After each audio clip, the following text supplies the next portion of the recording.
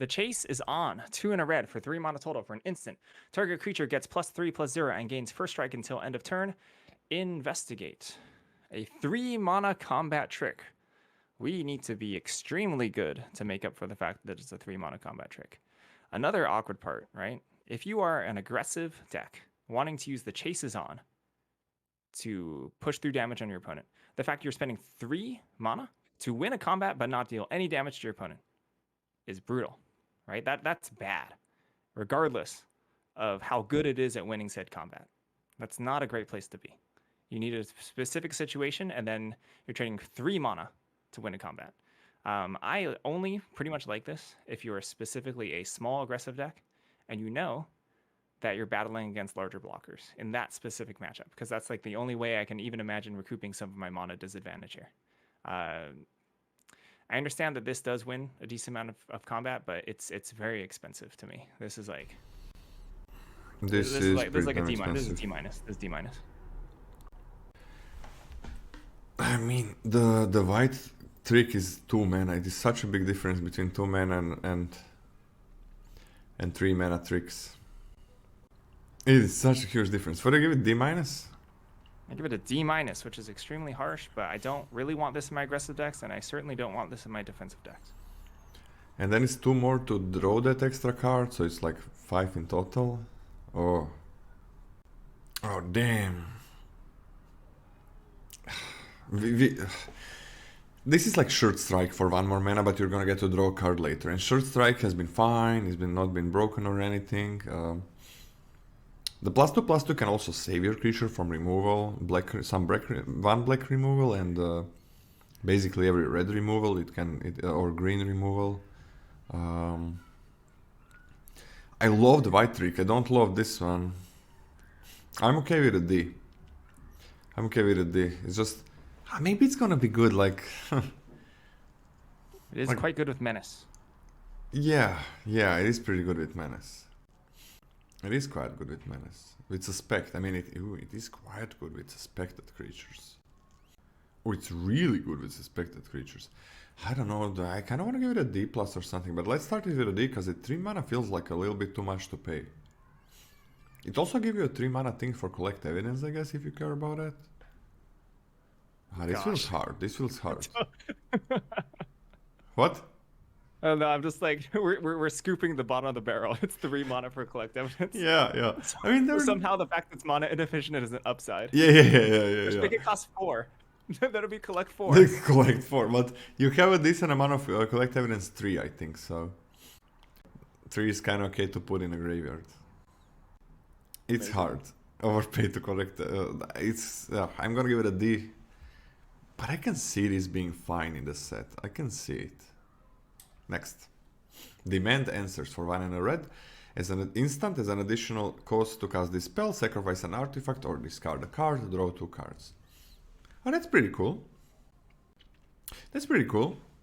Like, your clue would draw you a card already, so you're like getting rid of that card, but you could, so you're always like losing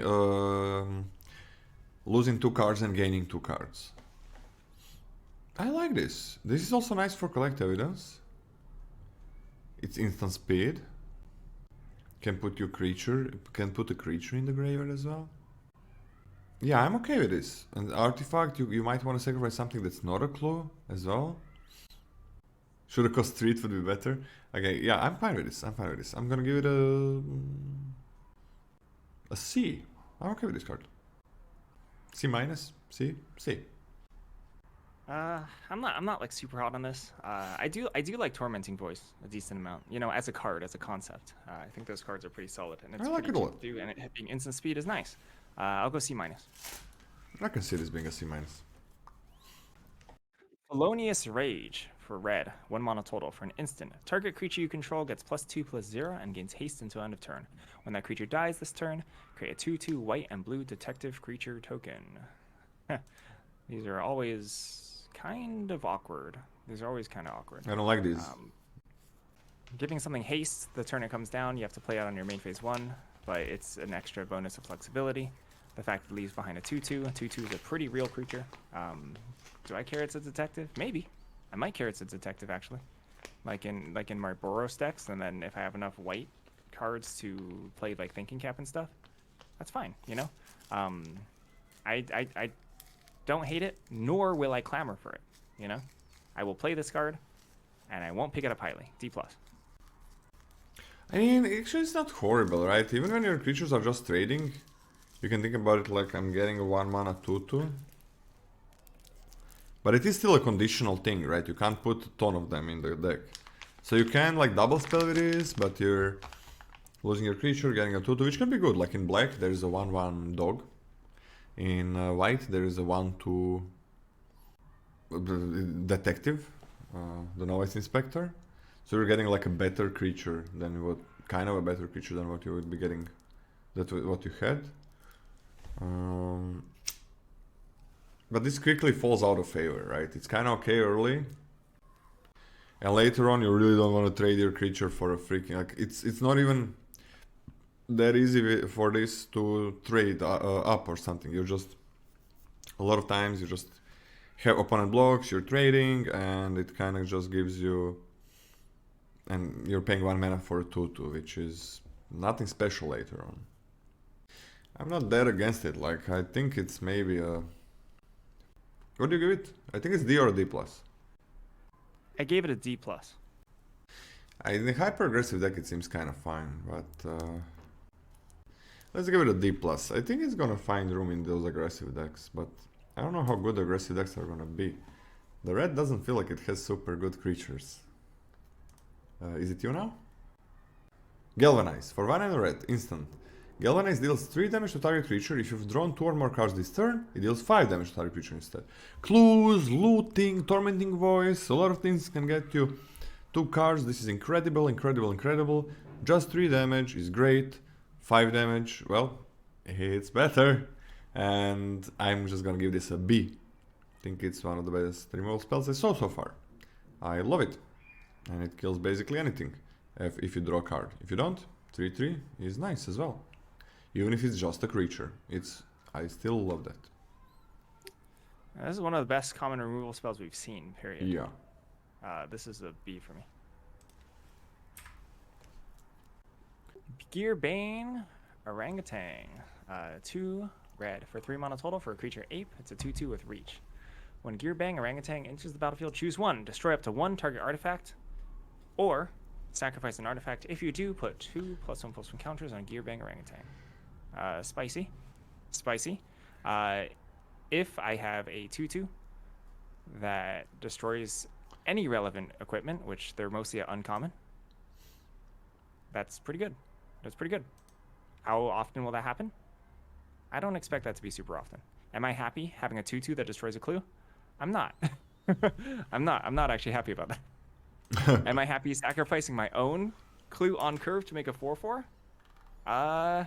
That depends on how hard I'm beating down, I guess. You know, if I have a 3-drop that can, if I can consistently sacrifice a non-creature, if I can consistently get this as a 4/4 while I'm an aggressive, as I'm on the aggro, what am I trying to say? As I'm the aggressor, and not sacrifice a creature doing it, that is pretty good at beating down. Do I believe in that? No, I don't. Like novice inspector into this. Yeah, like that's like the curve, right? I guess. But if I... Okay, and the next thing we have to examine is how good is a 4/4 with reach. I don't actually think it's particularly good. There's a lot of ways to punch past a 4 toughness reacher. I don't know. Understated creatures, I think this is huge if you have a 4/4. The creatures are understated in this format. I think the creatures may be understated. I think it's really easy to pants them up. Oh, it's really easy to? Like 1 thinking cap and a 3/3. You know, now all of a sudden your reacher doesn't do anything. It doesn't hold the fort. You've sacrificed it. You've sacrificed a real resource, and you can't even hold the fort. Versus like a common, like 2 commons. You know, like a very common play pattern. But when you're getting a 3/3, that's not easy. Instead of what? When do you get a 3/3? That is not easy. Cold Case Cracker. The 3/3 tapped creature? No, that's the 3/3 flying. I mean the flyer. Okay. Yeah. Yeah. I mean for a reacher, yeah. I mean, I don't think. Okay, I'm not a believer in a 4/4 reacher. I don't think it's that big. This is a D plus for me. I'm not a believer in freaking red being aggressive. Like, I don't see great aggressive commons. 2-drops. I mean, the 2-drop literally can't block. 2-drops, 1-drops. I Yeah, guess it can't block, but... It can block. It can block. It can block on the first turn. Oh, it's got attack all the time. Yeah. I don't know. That's like a 1-drop in red. You get a 1/2, and when it attacks, face down spells you cast this turn cost 1 less to cast. So what's the deal? You didn't give it a grade. Give it a grade. Oh, good grade to this one. I mean, this No, third target rank. artifact is pretty good. I like this card. I do like this card. I'm on a C for it. Okay. And a 4/4 is huge in this format, I think. So I'm on a C. I do like the card. This third target artifact is huge. If you kill the clue, that's 1 less card for the opponent later on. Or if you kill something else, it's even better. Goblin Mask Maker for a single red. It's a 1/2. And when it attacks, face down spells you cast this turn cost 1 less to cast. So what? On turn you play it on turn 1, on turn 2 you can play your face down spell. On turn 3, on turn 4 you can play 2. But it's still a freaking 1/2. There is a lot of commons that are face down. Like 4 of them are red. And 3 more are gonna be in your other color. So like you get like access to 7 commons. But this loses steam and value so fast. Why did we like the 1-drops in the LCI? Because it's a 2/2 with haste. It's pirate as well, why not? 2/2 haste. That's relevant. You can play a ton of them and just kill them. 1/1 flying. That makes a map token. Always relevant. It's flying, it has evasion. Same for the 1/1 vigilance. It's also gonna explore later. You can also tap it after attacks. This loses steam so fast, right? It's not gonna help you that much with aggression. I'm gonna lose to it a lot. A good amount of times an opponent is just gonna curve out well and I'm not gonna. The nice thing is there is enough, what works well for this one, is there is enough 2/1s. 1 toughness creatures for 2 mana. That helps a lot. That helps a lot. But it loses steam so fast. I think I would rather... I don't like this at all. I'm gonna give it a D. D minus. D minus.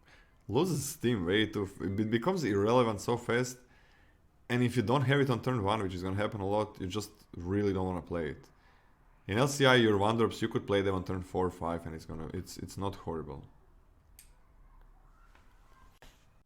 Next up. Innocent Bystander. 1 in a red. For a creature, Goblin Citizen, it's a 2/1. Whenever Innocent Bystander is dealt 3 or more damage, investigate. Death trigger that your opponent has very good control over. Not a fan of. 2/1. It's okay. It's a 2-drop. Sometimes you're going to need 2-drops. The ability, I don't think is particularly powerful. I do not think you should look at this card and be like, oh, this is a 2/1, because it's not. So, D plus for me. I mean, that's the 2-drop you get in red. This is the one. This is the red 2-drop. Like, this is the red 2-drop. This is the best red 2-drop. By far, I think. By far. What do you think about that, Scotty? I think sometimes you're going to need to take 2-drops, and sometimes you should take 2-drops of another color. Rip volume again, Lola? Oh, it went down again? Are you sure? Now it's down? It did, yes. It went down. It's down now? It is down right now. What the fuck is causing that? And I closed the other thing. Maybe I didn't close it. So, I'm gonna try closing something else. I mean, this is the red 2-drop. I'm giving it a C- because this is what you need to play in red if you're playing 2-drops. I don't like the red herring. We're gonna get to that. Offender at large.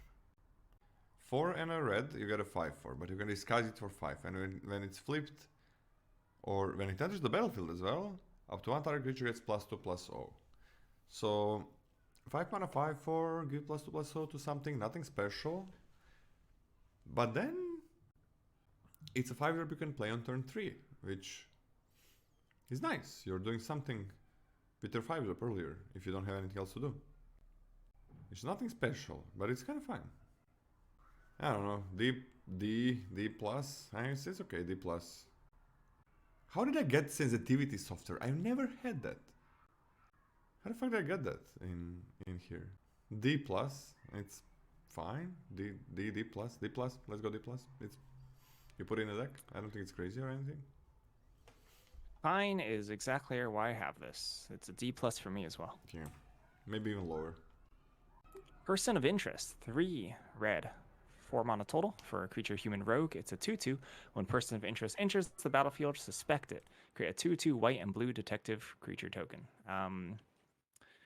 2 2/2s for 4 mana is not the end of the world, but the fact that one of them can't block makes things a little bit more awkward for your defensive deck, so it's a little bit less flexible. This provides 2 of the 3 creatures you need to enable your battalion triggers, which is attacking 3 creatures or more. And the fact that one of these have menace can provide a little bit of pressure, but I'm not super into a 4-drop. Like, I'm not clamoring to pick up tons of 4-drops, and this is certainly not one of them that I'm willing to sacrifice other parts of my curve to pick these up early. This is a C- for me. I'm gonna be on D plus just because that other creature is suspected and it can't attack. Sorry, this creature is suspected and it can't attack. I really don't like that, so just a D plus. That's a problem when it can't attack. It's nice that it blocks the morph creatures, and you have another thing as well. If you're aggressive, I think this is pretty good. But I'm not sure how aggressive red is gonna be. Like, the 2-drops are not very aggressive. This is the aggressive one, I guess. Red Herring, it's a 1 and a red, it's a 2/2 haste, and it attacks every single combat if able. But you can sacrifice, it's a clue, right? Artifact creature, clue. You can pay 2 mana to sack it and draw a card. The problem I have with this one is that once opponent can block it and you don't have a trick or something, you gotta sack it. Like, you don't want to just lose it. Like, you gotta sacrifice it. Like, in LCI we had a 1-drop that was a 2/2 and you don't have to attack with it. You're gonna need a lot of tricks to make this work. I'm gonna give it a D plus. But I think it's much better if you really leaned into aggression. But I mean, it's a problem. Like, it's not gonna be able to block if you need that. It's gonna just chump attack, and you're gonna be forced to use 2 mana. So it's a little bit weird. Like, it can lose you a lot of tempo in your aggressive deck. Well, if you don't draw that trick, it's a problem. I'm kind of a believer. I'm kind of a believer in Red Herring. If you're on the play, I think it's very reasonable for this to deal at least 4 damage, right? Because I don't think 3-drops in this format block this particularly well. Because like most of them, like 2/3s are extremely rare. 2/3s are extremely rare. So like if you're playing this on the play, pretty easy 4 damage in my opinion. Or your opponent has a trade off for their 3-drop, and either of those situations are fine. Haste, especially cheap haste, is great at making surprise battalion. And I'm a little bit more of a believer in this because it at least is decent at doing what it wants to do, even if it's a little bit more narrow. So it's not much higher than what Lola put it at. But for difference of opinion's sake, I'm gonna put it at C-. Give the last card. Wait, where is it? The Person of Interest, I think it's a C-. I think it's gonna be pretty good if you are going into aggressive decks. It's just fine. And I don't think it's gonna be easy to like double block profitably this Suspect 2/2. So yeah, I kind of think this is gonna be much better than what it looks like initially. So yeah, let's go with a C- then for starters. I'm not talking about the Herring, about the 2/2s. I don't know about red aggro, it doesn't look great, but maybe with white, with like +2/+1, it works better. Like, you're just going wide, making a lot of tokens. Like, white-red could be fine with aggro, and you also have some white-red multicolor cards that make tokens. It could be alright, Rubble Belt Braggart, for 4 and a red, it's a 5/5, and whenever it attacks, if it's not suspected, you may suspect it. So it's 5 mana, 5/5, normal 5-drop, but it can also get Menace, which is kind of okay. It's just a normal 5-drop. Pretty huge for this set though. So I think it's not a bad top end for a little bit more aggressive decks. It's fine. I'm gonna give it a D+. probably too much. Maybe it's a D, but let's start with D+. I like it.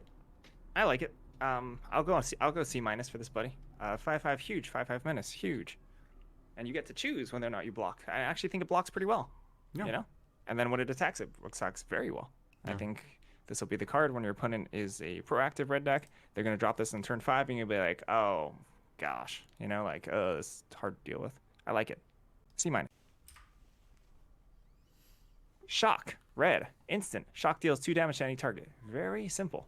Shock has nice targets in the set. You can trade evenly on mana for your opponent's 3 mana play. That's fine. You know, that's totally fine place to be. And sometimes you get super efficient, you know? Sometimes you get super efficient. And when you get super efficient, you're gonna feel like you're crushing the game. So super bonus points for efficiency. Marks off for not being able to kill things that you want to kill sometimes. So this is a C+ for me. Yeah. C+. This is very nice in this set. I can see it going to a B-. And Shock leads me to believe the 2 mana and 1 mana red removal leads me to believe that red cards have a good support for slower decks.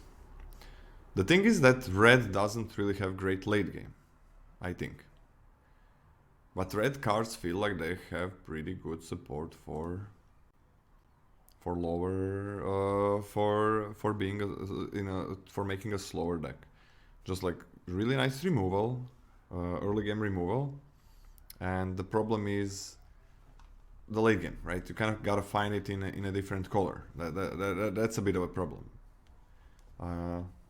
But I think that's okay. And I think there are some multicolored red cards that are gonna help you like go late game and win the late game wars. So yeah. Also, like there's the Orangutan that kills the artifacts. So yeah, I think red could be a good support color for slow decks. Suspicious Detonation. For 4 and a red, it's a sorcery, and it costs 3 less to cast if you've sacrificed an artifact this turn. This spell cannot be countered, and it deals 4 damage to target creature. So 5 mana, 4 damage, kills a lot of things, but not very good. Sorcery speed as well, that's not very good. But if you've cracked a clue, it costs 2 mana. I mean, how do you get clues on common in red? Your opponent actively chooses to give you a clue by engaging in combat with Innocent Bystander. That's you true. play Red Herring. You tap 2 mountains and play Red Herring. Yeah, that is also true. You'll just pay 6 mana to kill something. The +3/3 gives you some clues. I think that 3 could be better than what we give it credit for. Let's give this a D+, but it's like an average grade. I think it'll be fine if you can sacrifice. It's okay in Izzet, I think, to give you, like, Izzet kind of cares about artifacts and sacking them. So it's a sorcery, that kind of sucks, that really sucks. But like having an option of sacrificing that clue a bit earlier and then killing something, I think it's fine. I'm on a D+. It's not that bad. I am also on a D+. It's very interesting that this is kind of the same cost. So the play pattern of Crack a Clue, cast a red removal spell, is the same cost as Galvanize at common. Yeah. Except this deals less damage. And Galvanize can be countered. Galvanize can be countered, yeah. So this is technically the Crack a Clue, kill something line is possible with this on a morph creature, but not with Galvanize, I guess. I mean, at that point, you just target Galvanize without cracking your clue. Yeah, but yeah. On the morph creature, yeah. But you also, yeah, that's true. But you also didn't draw that card then. It's true. But Galvanize is instant speed. It can deal 3 damage at any point, and 5 damage is going to be probably only on your turn. Yep. I'm not. Oh my gosh, Rock Slide of the set. Don't insult Rock Slide. Rock Slide is garbage. Oh my gosh, Lola, don't provoke me. That's why you like That's why you like Bonehorde Dracosaur, because you don't take Rock Slide high enough. Yeah. I said it. You take it? Let's move on. You like Rock Slide? Rock Slide is underrated. Okay. That's all I'm gonna say. All right. Are you reading this one? Or am I reading It's I'm you. reading this one, right? Okay, let me pull up uncommons. Oh, this is the last common? Okay, we're on to uncommons. Yeah, the red doesn't have the best early game, I think. Bullrack Clan Basher, 4 red for 6 mana. For a creature Cyclops Warrior, it's a 3/2 with double strike trample. Disguise, 3 red. Double strike trample is huge. That's a lot of freaking damage. Any equipment, any combat trick, huge. And disguising it for 5 mana, that's not even that bad. That's not even that expensive. I think if you're going to be putting a disguiser 5-drop in your deck, this is probably one of the better ones. It's probably one of the better ones. I think it's perfectly fine. This is like where am I at? Where am I at? I'm gonna start it as a C. You know what? C+. Give me a C+. I like double strike. I don't know, man. I mean, like, the big deal is that you can play it for 3 mana and you can trade it off as well. So it's not just like it's 5 or 6. It's pretty good with tricks, I guess. See, oh man, it dies to anything as well. I mean, how good is a 5 mana 3/5? How good is a 5 mana 3/2 double stack trample as well? Oof. I don't see it. What do you like about this? How does it play out for you? Because you like it. Yeah, I'm disguising it on 3, and on turn 5, I turn my 2/2 sideways, right? And it's likely to beat something in combat if they block it, and it's likely to deal 6 damage to face if they don't block it. And then after that, I untap and hopefully do something else with my mana, and my opponent has to deal with it because it's a big, fat threat. Big? And I think paying in installments is really not that bad. I mean, they really just need 4 toughness, right? Yeah, 4 toughness, which I don't think is easy in this set, which is why I love Mortipede. And flipping it is just damage to face, like 4 more damage to face. Yeah, 4 more damage to face, which can be a lot. But you pumped up so much mana that you're losing tempo. You're losing tempo, and your opponent's losing 6 life, and then afterwards, because it has trample, it's really easy to push more damage with it. And literally anything kills it for so little mana. It's true. Dies to removal. But you have to pump out so much. I'm not sure about this. I mean, this is really good with equipment. I'm a believer. This with equipment is crazy. It dies to shock, yeah, that's a problem. Like this with equipment is what, like usually 5/2 double strike. It's not hard to double block. I don't know, man. Ooh, I'm just gonna give it a D+. I don't believe in this card. Hopefully it's gonna be good, but I don't believe in it. I don't see it. Case of the Burning Masks. For 1 and double red, it's a case. When this case enters the battlefield, it deals 3 damage to target creature an opponent controls. To solve 3 or more sources you controlled dealt damage this turn. When you solve it, sacrifice this case, exile the top 3 cards of your library, choose one of them, you may play that card. Okay, this kills things. It doesn't kill unmorphed creatures. They have Ward 2. It doesn't kill creatures that are disguised. It is very easy to solve this. Like, you just have to attack with 3 things, or use this and attack with 2 things. And then you're gonna get the best card out of the top 3. It is very easy for this to be a 2-for-1. I'm gonna give a B to this one. I think this is great. Maybe even a B+, but let's start as a B. Okay. I'm a little bit lower. A little bit hard to cast, 3 damage. I understand that 3 damage kills more stuff in this set than in a normal set. And I also agree that it's pretty easy to flip. B-.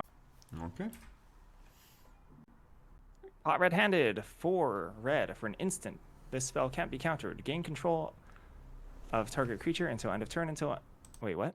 Gain control of target creature until end of turn. Untap that creature. It gains haste until end of turn. Suspect it. This is a puzzling card to me. 5 mana? Why is it instant? Why is it instant and why is it 5 mana? What's the purpose of this being instant? It's similar to the Graveyard Recursion spell, like being instant but you can't block with a creature. Instant because it can't block. I mean, I guess they can make it instant, because it can't block.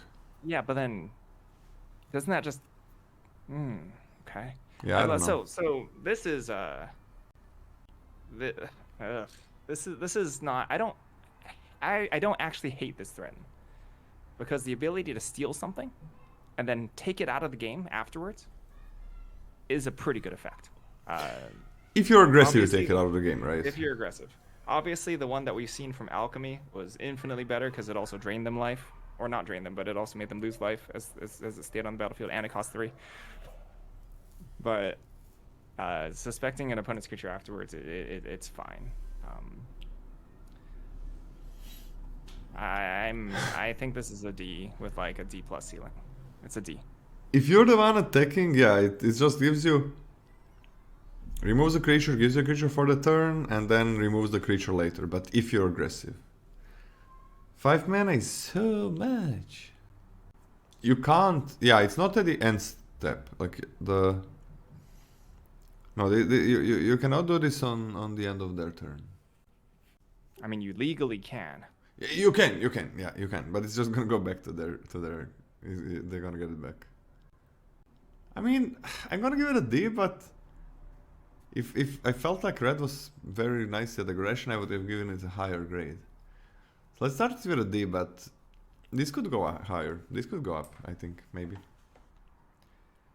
Concealed weapon. For 1 and a red, it's an equipment that says equipped creature gets +3/+0. You can equip it for 1 and a red, but you can also disguise it and undisguise it for 2 and a red when it's turned face up. Attach it to target creature you control. So that's kind of cool. This is cool. This is cool. Is it good? I'm not sure. 2 and 2 +3/+0. That is a lot. That is like +3 is a lot. Maybe for your black dogs, for your maybe smaller flyers. Like +3 attack is a lot. But 2 and 2 to use that is not very good. What's also not very good is getting a 3 mana 2/2. And then paying 3 more to attach it to something. Like, these are not good effects. It has that possibility of being an equipment that can be a creature. And then maybe it's actually, oh, it's better for this to be equipment, so let me make it an equipment. So that is a nice thing to have. The problem is, like, it's not doing any of these things well. It is pretty damn good with a 3/2 double striker. I agree with that. That's gonna be a pain in the ass. Yeah, everything is kind of bad, but we usually cannot play equipment as creatures. I don't think it sells it for me. I think it's just a D. Spicy. Plus? D plus, This D is plus. good. Okay. You Alright, like never it? mind. Less spicy. No, less spicy. Okay. But I believe we've had many entire letter grade differences already. So this is a spicy color for us. It's a hard set. Yeah, so I'm on a C for this. I actually think that this does sell it for me as being perfectly okay. All of that combined is okay. It's just fine, you know? Like, slap it onto a Thopter. If you actually really need to trade with it, sure. You know, enough flexibility. It's fine. C. Scotty conceals a weapon in his pants. You're not supposed to read those chats. That's Streamer 101. You're supposed to ignore that. Okay. I'm learning. See that I don't even know why my mic is... Now it's louder than usual, right? Now it was louder. Is that true? Now it's louder. You sound fine to me, but I don't know. I have my own balancing on Discord. But I've been fluctuating on the Discord as well, right? Yes, you have been fluctuating in Discord as well, yes. And it's pretty big. Yeah, it's good now. It doesn't matter if it's good. Like, I didn't do anything to make it good, so it's gonna keep going. But I gotta figure this shit out, and I don't know how to figure it out. Convenient target for... You go. Okay, now it's quiet again. I'm sorry, Lola. Okay. Convenient target, red, for an that. enchantment. Yeah, for red, for an enchantment aura, enchant creature. When convenient target enters the battlefield, suspect enchanted creature. Enchanted creature gets +1/+1. 2 and a red, return convenient target from your graveyard to your hand. So this is an early game, +1/+1, and it will definitely get in Like, I don't know, this could totally get in like 6 damage. You know, I don't mean hitting 6 times. I mean pushing us 2/2 that couldn't attack through twice. So I think that's a totally reasonable early game scenario for your aggressive red deck, if that exists, which I do think exists with Boros specifically. The returning it back from your graveyard to your hand is a late game. Your opponent can't block, because the first time I cast this, I want to be targeting my own stuff, and the second time I cast this, I'm probably targeting my opponent's stuff with it, and then pushing in the last points of damage. So I actually like that. I like it for an aggressive tool. It's cheap enough. It's on game plan. It's efficient. So I think this is like, I'm taking this at like a C, but I think it has like a ceiling of like a C+. This is great in aggressive decks. Just 1 mana, it's not a 2 for 1, and you keep getting it back, and you remove the opponent, as Xori said, remove opponent's creature at 1 point. This is great for aggressive decks. I'm gonna see as well. Not 100% sure how good aggressive decks are gonna be in red, so C for starters. Cornered Crook for 4 and a red is a 5/4. And when it enters the battlefield, you may sacrifice an artifact. When you do, it deals 3 damage to any target. That's okay. So this is like a Black Gorgon, but you cannot sacrifice a creature, and you cannot exile literally anything. But making your clue not cost mana and one of the opponent's creatures that has 3 or less toughness, or kill the opponent, it is much bigger. Like 5/4 is much bigger than a 3/3. I am into this card, but I'm not. I like the 3/3 more because it can sacrifice creatures, like 1/1s or something. But I do like this one a lot. I'm gonna be on a B-. Another Vyashina Warrior for Vyashina Warrior deck. Yeah, this card's big. It's big, and I don't mean like metaphorically. I mean like literally. It's a 5/4. It's big. B- for me. Boink. Crime Novelist. 2 red for a creature Goblin Bard. It's a 1/3. Whenever you sacrifice an artifact, put a +1/+1 counter on Crime Novelist and add red. This one is spicy because spicy. a 3-drop that's a 1/3 is bad. That's bad potatoes. Bad. It sort of makes your clue cost 1 to crack, which actually I think so. It's about breakpoints and mana. It's not just a small bonus, because that can allow you to make plays you would absolutely not be able to make otherwise. Right on like for example on turn 4.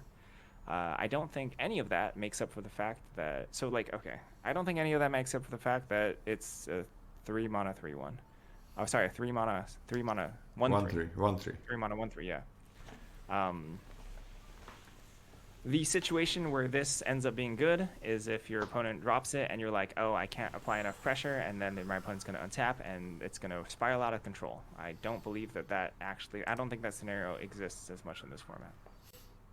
Sadly, I think it'll be mediocre overall. This is a D+ for me. I kind of like this. 1/3 is bad. It's a bad guy.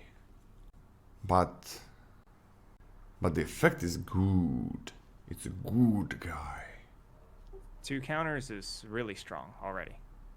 Yeah. 1 counter is fine. 1 counter is very fine. Makes your clues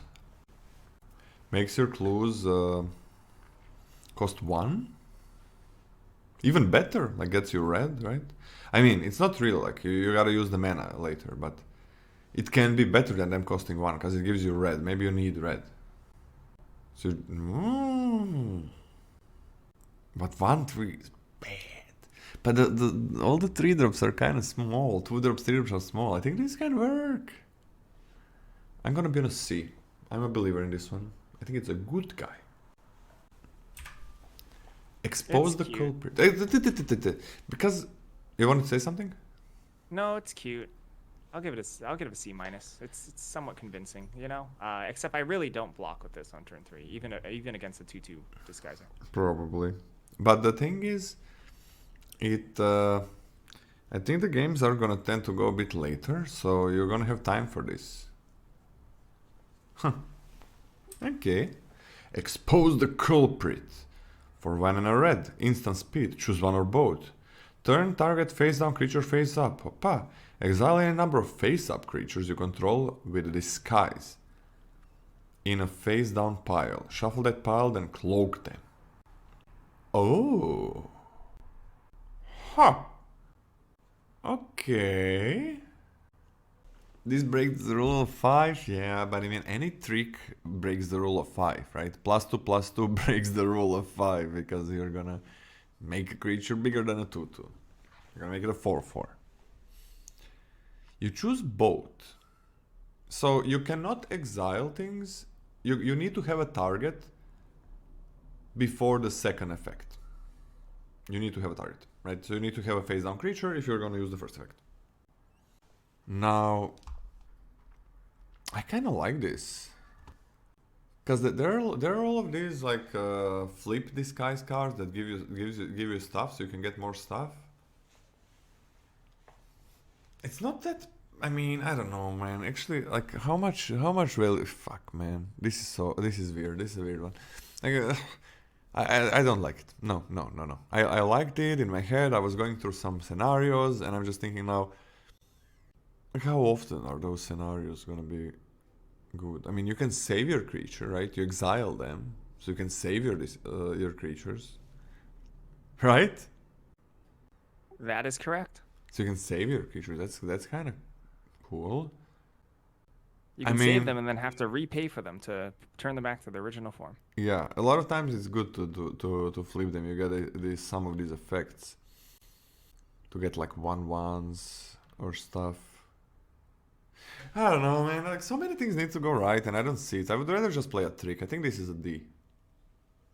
D minus. D minus. D minus. Okay, Moon Mist Alert. This is an F. Yeah, probably is an F. I'm gonna be a believer and give it a D minus, but yeah, I don't say it's so. You gotta control them. Turn target. You can turn your opponent's creatures face up. Yep, you can turn your opponent's creatures face up. That is a thing you can do. Next. Frantic Scapegoat. Red for a creature goat. It's a 1/1 with haste. When Frantic Scapegoat enters the battlefield, suspect it. Whenever one or more other creatures into the battlefield under your control, a Frantic Scapegoat is suspected. You may suspect one of the other creatures. If you do, Frantic Scapegoat is no longer suspected. Let's translate that into a much simpler language. It's a 1/1 haste, and it's suspected initially, so it can't block and has menace, and it can pass on its menace and can't blockedness to another creature you control afterwards. Specifically, if you are a very aggressive red, hopefully battalion-based white deck, right? Red-white. It's not the end of the world. It's mildly playable, in my opinion, right? Being able to chip in for probably 3 or maybe even 4 points of damage, and then pass on your menace to something larger, or even a flyer when you cast it later, is not bad. I don't think it's that bad. Being able to do a surprise battalion is not bad on the cheap for 1 mana. Especially surprise, like I like cheap hasters. Let's clarify. The Red Herring, Frantic Scapegoat, I like those in highly proactive battalion-based decks because you can surprise battalion and back it up with a combat trick. It's a really, really good, very powerful turn to double spell. Because battalion, like the turn you're triggering your battalion stuff, right, is the turn that you maybe are making inefficient attacks. So backing up with a combat spell is fantastic. And stuff like this boosts it out of nowhere. I think this is all amounts to a C minus. C minus. I have muted myself. Bingo, bongo. I have muted myself. Oh my god, everybody's jumping on me. I'm sorry, guys. So, the problem with this one is that you must be aggressive. But if you are, you must be aggressive in that game. Then like chip in for the damage and make the opponent's creature not be able to block. Like I like it for the same reasons as Cory. Like just it is pretty big. You're left with a 1/1, opponent's creature does nothing, but that is the only case. Like if you're not aggressive, it's complete garbage. It's just gonna make your life pain in the ass. So sure, C minus, I guess. Harried Dronesmith for 3 and a red. It's a 2/3. At the beginning of combat on your turn, create a 1/1 flying guy. It gains haste until end of turn, sacrificed at the beginning of your next end step. It can block the 2/3s, I guess. deals 1 damage when it enters the battlefield. Mic fluctuates. Yeah, I need to find it. If anybody can help me after the stream, if anybody knows about these things. That was a joke about you being muted, by the way. Oh, I'm a fucking idiot. But it also did fluctuate. If anybody... That was a pretty good joke. Oh, I wish I was smarter, guy. If anybody can help me, go through the program, see what's up. Please, maybe you know more about these things. Because I have no idea why I have never had sensitivity software, and it seems like I have it now, I guess. Yeah, I mean, you're constantly dealing 1 damage, so that's nice. What is a cornered crook? Corner Crook is the 5/4 Viashino 5 Oh. drop sack, deal 3 damage. I thought about that. I mean, it's fine with that, sure. But when do you sacrifice it? At the beginning of your next end step. So it's amazing in EZ, right? Every turn, if you have this every single turn, if you have the multicolored card, you're making a 1/1 flyer. Like you're dealing that 1 damage and you're producing a 1/1 flyer. There is a satchel EZ 4 drop that can tap to create 1/1 flyers, but artifacts have to be sacrificed. So that's pretty good. But what else are you using for this? I mean, there is an EZ2 drop. Whenever you sacrifice an artifact, it gets a +1/+1, and it's a flyer. It's so good with EZ cards. I mean, what else do we have? What else do we have that works very well with this? Oh, Scotty. Snuffler? Oh, Snuffler. I mean, like the Gorgon, I guess. Right? It's a creature to sack. What is a Gorgon? The 5 drop that also sacks something. Yeah, that's horrible. That is just horrible. That's horrible combo. You're playing a 2/3, and you're playing a 3/6, and then you're playing 3 mana every turn to tap. No. The Gorgon, the 3/3 Gorgon that kills something. Ah. Yeah, I mean, no. I'm not talking about the 1 mana thing. The one-off things, right? You play them, they never do anything. Again, like that again. You want a repeatable. I'm talking about the repeatable effects, right? This one-time effects, you're gonna find something. You don't need this. It's the 2-drop Devil Detective, the 0/3 that attacks and sacks an artifact, I guess. That's red uncommon? That's a red uncommon 2-drop, yeah. It's a 0/3, right? It's a 0/3. It attacks as a 2/3. And attacks as a 2/3, and you draw a card. That's okay, but it's uncommon as well. What are the repeatable? Do you have some more repeatable things to do? It doesn't have to be red. It can be some other color. I am not remembering one. I mean, it's really good in Izzet, obviously. Market Watch Phantom. It makes a 1 toughness, a 1 power creature into the battlefield every turn. This Harry Dronesmith, right? To trigger your unicorn stuff every turn. No. What card are you talking about? What? Oh, Market Watch Phantom gets flying every single time you go to. Oh yeah, it gets flying. That's kind of cool. Yeah. Yeah, that's kind of cool. So you're triggering those. What are you? What the 1/3 you're triggering to make it a 3/3? If you can play black and white, you can play that uncommon that drains for 1 every turn, every time that the 1/1 enters the battlefield. It makes Vein Reaper good, yeah. What is a Vein Reaper? Is that no? What is the Vein Reaper? The Vein Ripper is just a card. No, you don't have to think about it. It's just a bad card that's only good with Harry Dronesmith. Oh, okay, never mind then. I don't know if there's enough, but I kind of like the card. I want a C+ for this one. I'll go C+ as well. Yeah, I'll go C+ as well. Yeah, this one I think has enough synergies. You know, like you pile together enough one-offs and you have a good deck, right? Yeah. C+ is great. You have to sacrifice clues with your 6-drop black guy, right? To add poison counters. Yes, you have to sacrifice clues to get poison counters. Nice, it's gotta be clues. The blue 5-drop, the benthic criminologists. The one that is a 4/5 that sacks an artifact to draw a card technically works. You mean the blue card? The blue card, yes. Yeah, I guess. I don't know. I guess it works, but that doesn't seem like a good combo. Knife. Huh, Knife is okay. a red. Okay. Oh. Knife. Knife. We never had a knife in Magic? Knife. Knife. Knife. Of course not. It's just a knife. I mean, what do? Cut a steak with it? It's a red for 1 drop. It's an artifact clue equipment. As long as it's your turn, equip creature gets +1 and +0 and has first strike. 2 and sacrifice knife, draw a card, and equip for 2.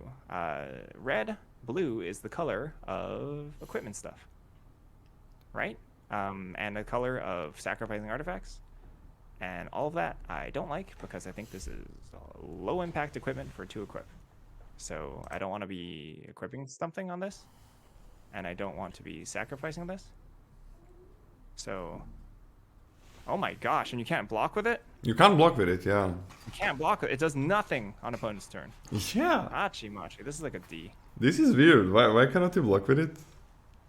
Well, first strike, they've said first strike and blocks is miserable gameplay. So Yeah, it is. It is shitty. Especially when you have multiple creatures with first strike. Like, nothing can get through.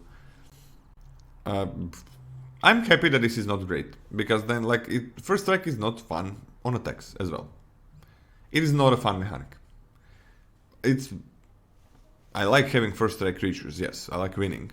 But I think it's one of the crappiest mechanics. When you have really good first strikes. It's just like, oh, I can't block. It's just like it narrows down the possibilities, right? Am I gonna double block? Am I gonna do the first strike? Like, it's so easy to see. Oh, I just can't block a few times in the early turn, so that kind of sucks. So yeah, I don't care about this card. I'm on a D. D seems fine. Whatever. Reckless Detective. Now this is the one that works very well with the other red uncommon. 1 and a red. It's a 0/3. When it attacks, you may sacrifice an artifact or discard a card. If you do, draw a card, and this guy gets +2/+1 till end of turn. Okay, not great on blocks, 0/3, but 2/3 attacking, and you can rummage, or you can just draw cards from your artifacts. This is fine. This is fine. Look, this is fine. Wait, set review is wrong. I'm okay with this. I'm on a C+, because it's kind of bad later on blocks, but I do like the card.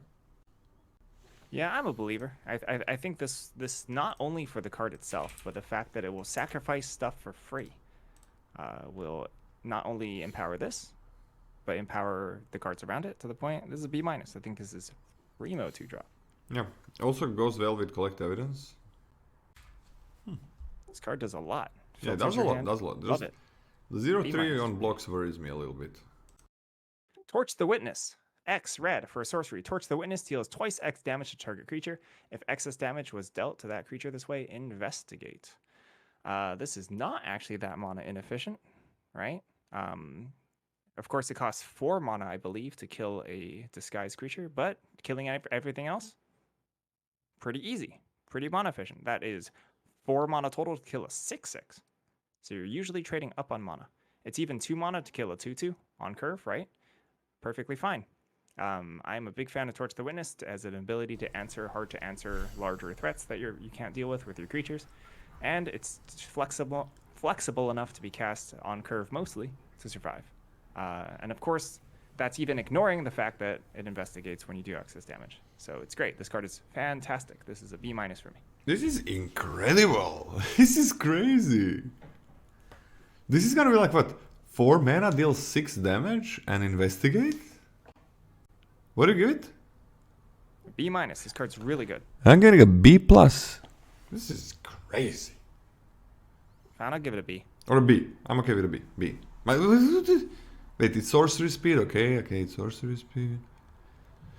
This is basically always 2 for 1 on a card that affects the board. And scales and keeps you alive early. Really good.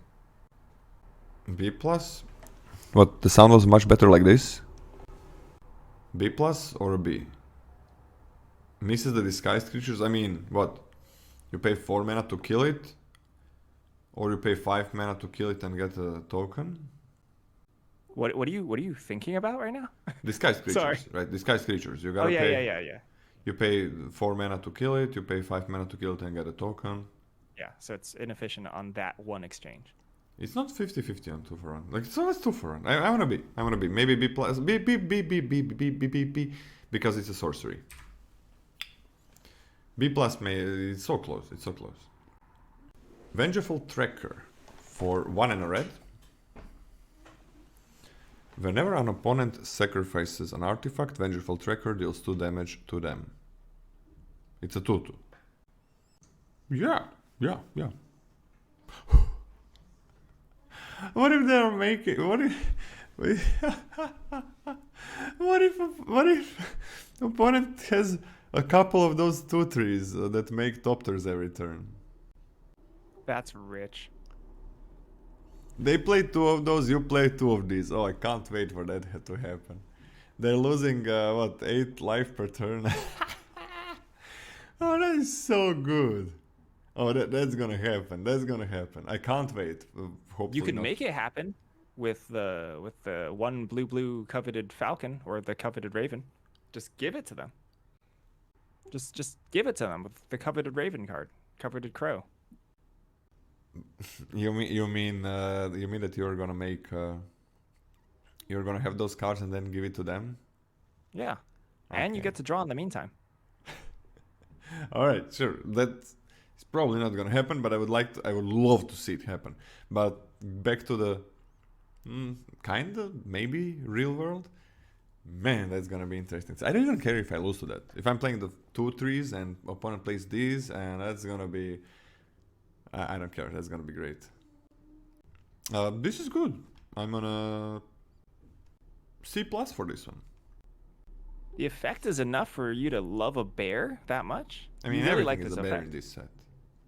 Oh, so because everything's a bear, Yeah. you're into it. I guess a C. Alright, this- Let's C. I'm okay with a C. C. All right, maybe I can literally see all of my 2-drop grades rising by like a full Yeah. half grade because I'm on a D+ for starters because this is a bear. This is a bear for me. It's a bear. It is a bear. I mean, it's gonna also trade very easily, and it's. C seems fine. C seems fine. Is it you? I have to update my Scryfall. Just give us a second. We are onto the Ans- rares now. That's why Scotty has to update the Scryfall. Onto the red rares. Ansrog's Rampage. 3 red for a sorcery. Destroy all artifacts you don't control, then exile the top X cards of your library, where X is the number of artifacts that were put into graveyards from the battlefield this way. You may put a creature card exiled this way onto the battlefield against haste. Return it to your hand at the beginning of the next end step. What a bizarro F. What is this? It's Ansrog's Rampage. Yeah, F. This destroy these high cost red artifact bullshit cards are always crap. Yeah, they're always crap. This one doesn't even feel good in constructed. Because it doesn't search for anything. Case of the Crismon Pulse. It's 2 and a red, and it's a case, if you didn't know. When this case enters the battlefield, discard a card, then draw 2 cards. Okay? To solve, you have no cards in hand. Well, that's doable. Solved. At the beginning of your upkeep, discard your hand and draw 2 cards. This kinda good. This kinda good. Okay. I've got a rules question. Yeah. This is the last card in your hand. You play it, right? Yeah. Have you already solved the case? You have, right? Because the trigger goes on the stack, but you have no cards in hand. So you've already solved the case. I don't think so. No? I think it needs to resolve fully. Really? Okay. Yeah, I think. Oh, Because there is no If trigger unsolved- that lets you draw cards, right? It enters the battlefield. The trigger is... Oh, yeah.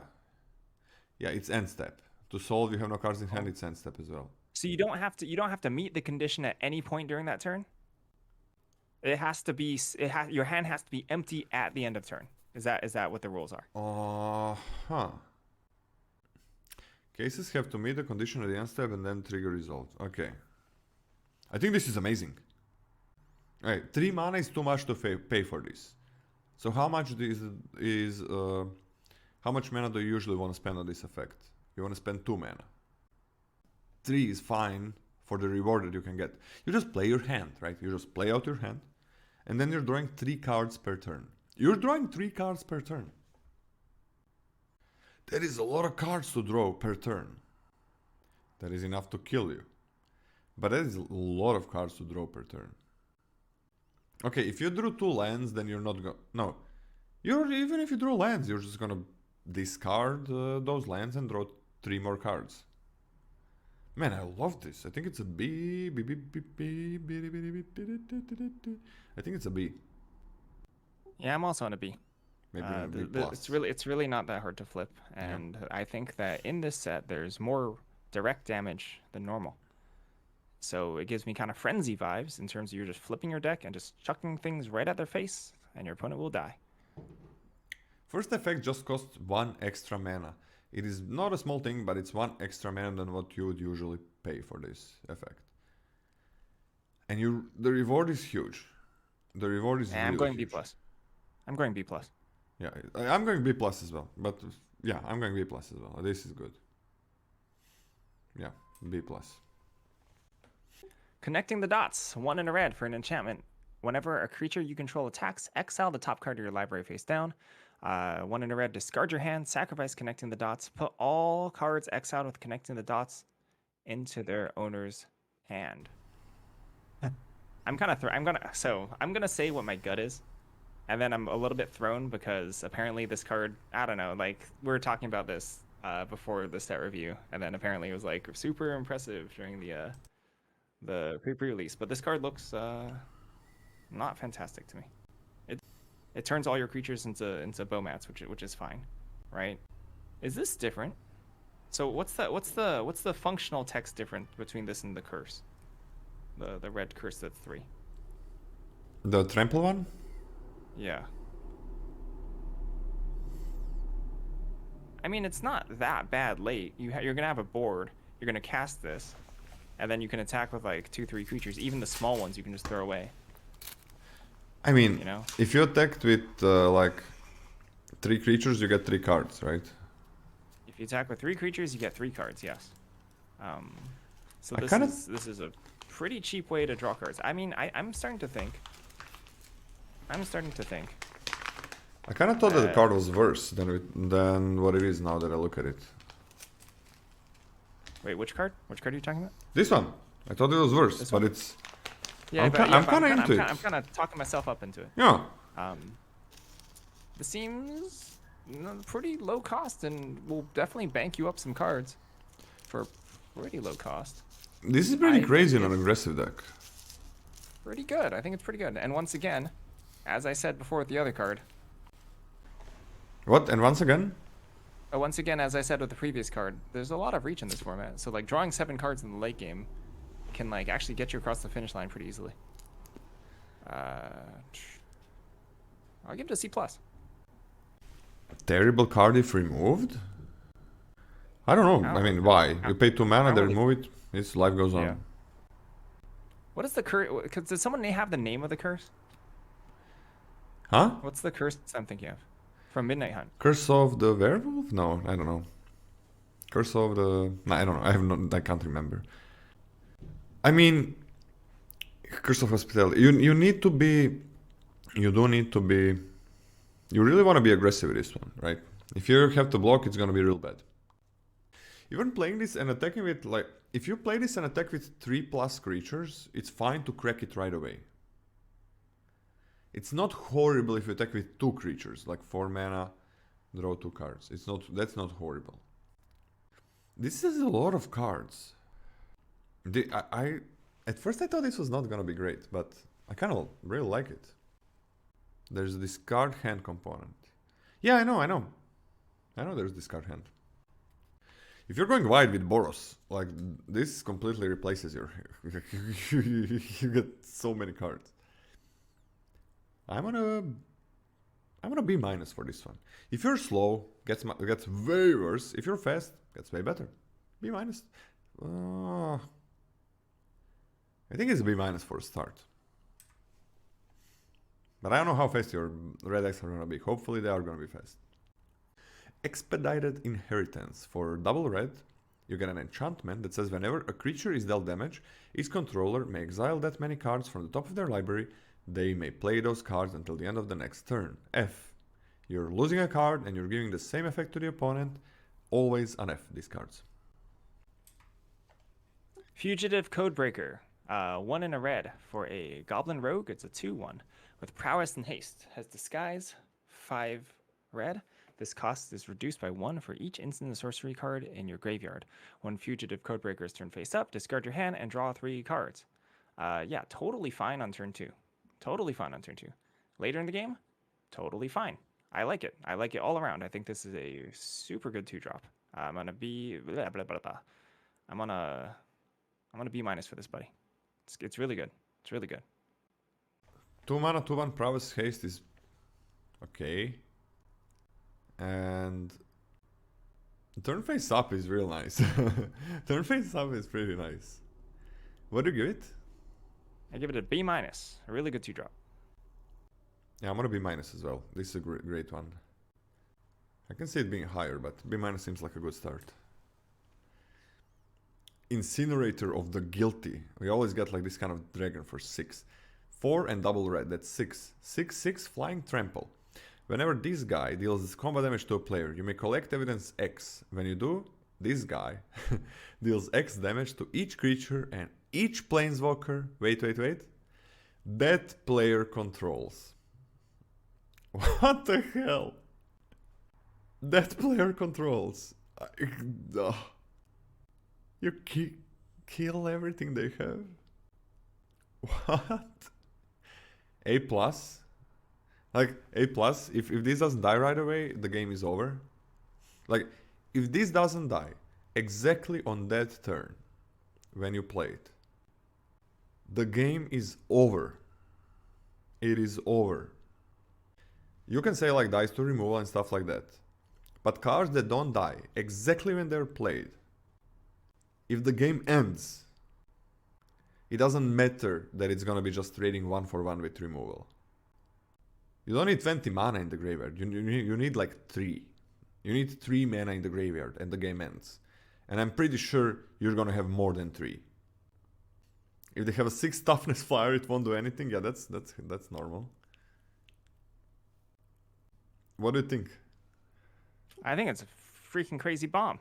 It's incredible. Super strong. Oh, there's a Gruul 6/7 common. I think it's a common. It is a reacher, yes. Yeah. The 6/7 is a reacher. What do you give it? I gave it an A. It's fantastic. It's a crazy bomb. Not an A+. Don't get into this again.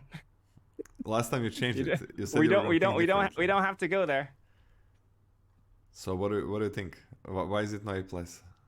Okay, Krenko, Baron of Tin Street, 2 in a red for 3 mana for a legendary. No, why is it not an A+? What would this card have to get? Goodness. What would this card have to get to be A+? I'm really like. It has to have a higher floor for me. I would like a higher floor. I really like the Angel because it has a pretty high floor. You agree with me? If it doesn't get removed that turn, game is over. You win. Yes, I agree with that. I also think that Bonehorde Dracosaur, if it doesn't get removed that turn, the game is over. No. I won against Dracosaur that was not removed that turn. Yep.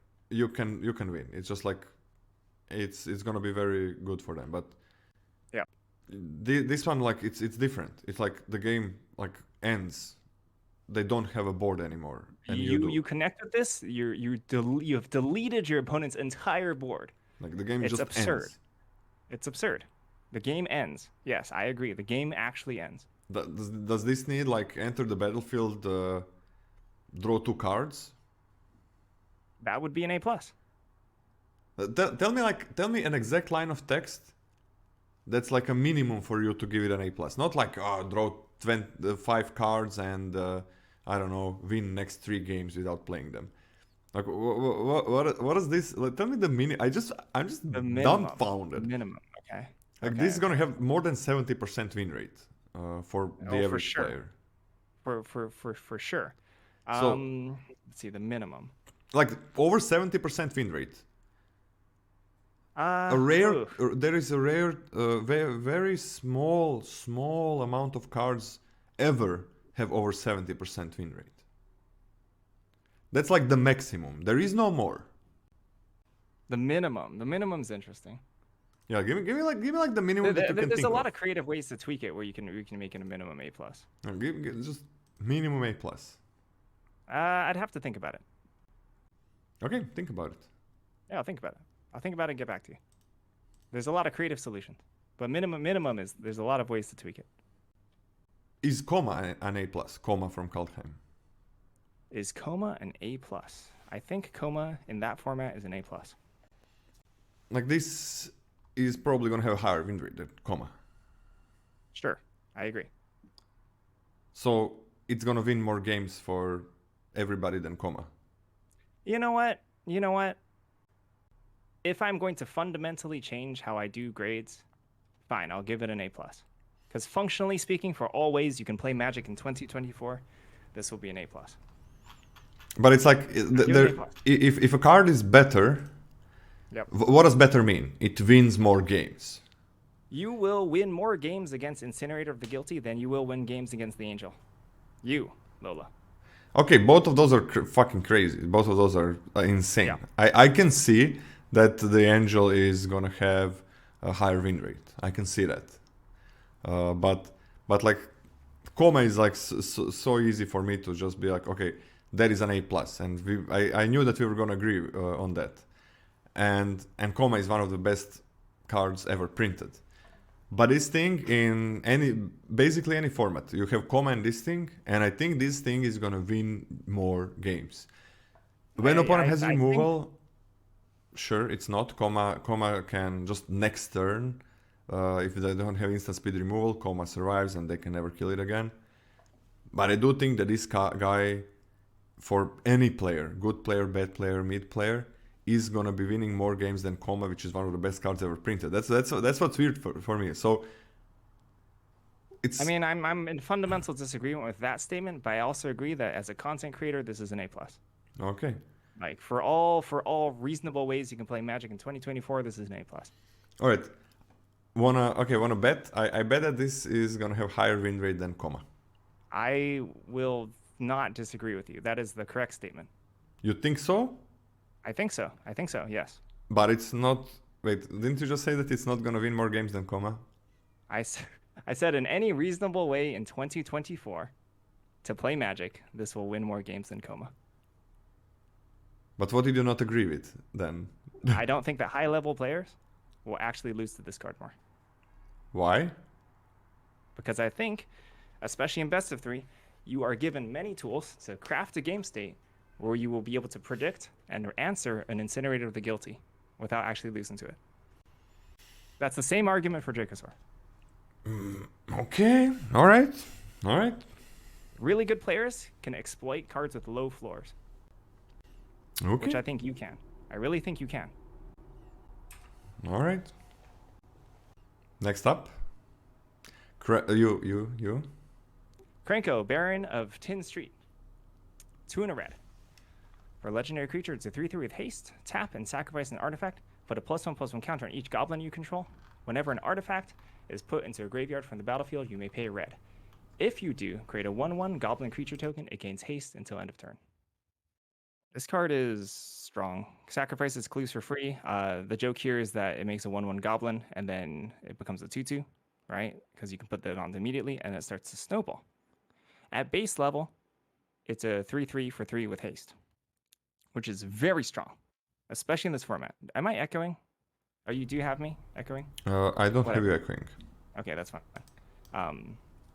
As soon as you sacrifice something, it makes a 2/2. This becomes a 4/4, then a 5/5. This card is freaking-tastic.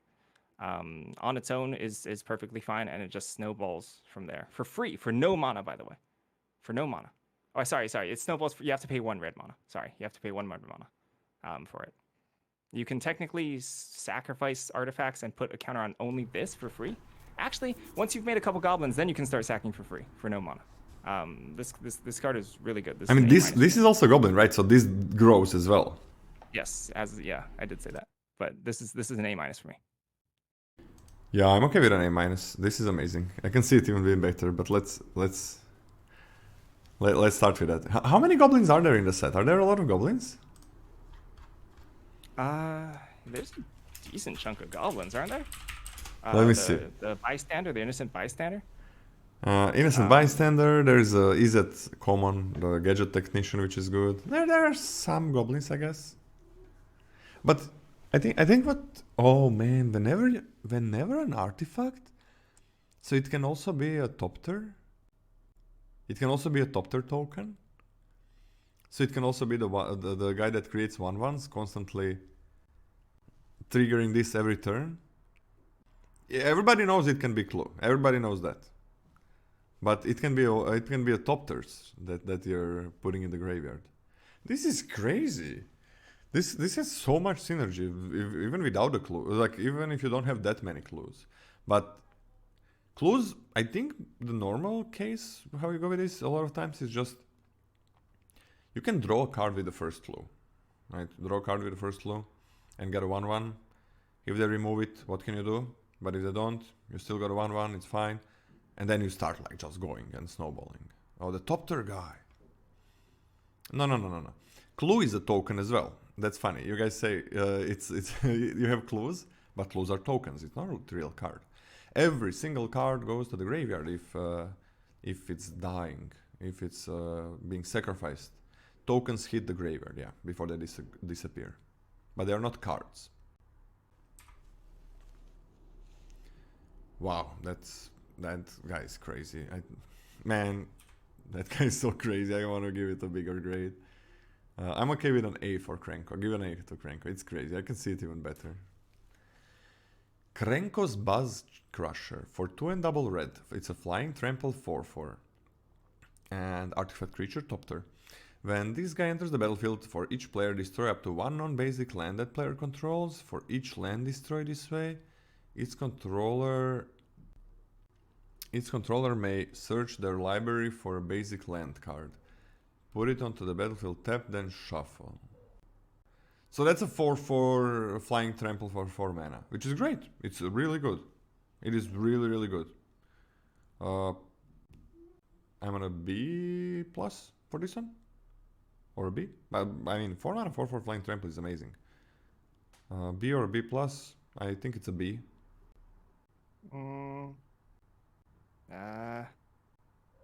Just a B on the sizing, right? It's like a vanilla flyer, but with a very good stats. It's a really good stats. Yeah. B minus. B minus. I don't know. There's yeah, B minus.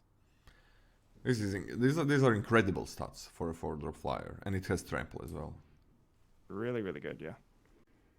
Lamplight Phoenix, 1 red for a creature Phoenix. It's a 3/3 with flying. When Lamplight Phoenix dies, you may exile it and collect evidence for it. If you do, return Lamplight Phoenix to the battlefield tapped.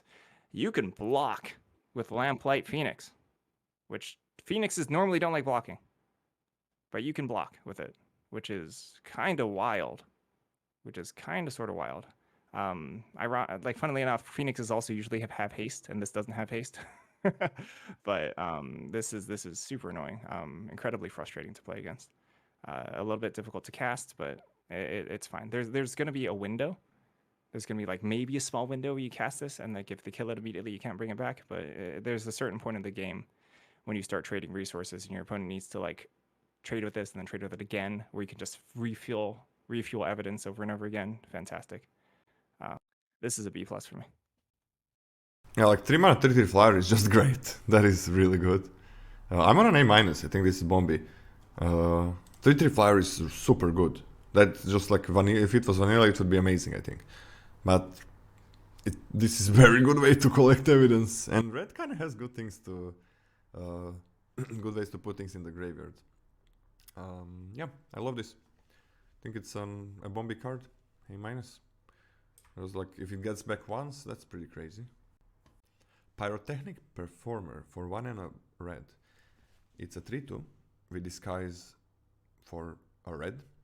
Whenever this guy or another creature you control is turned face up, that creature deals damage equal to its power to each opponent. Ooh.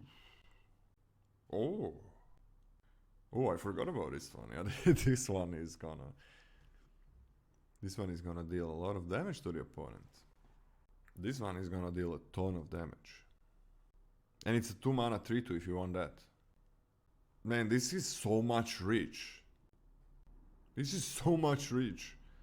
I'm gonna B with a ceiling of a B plus.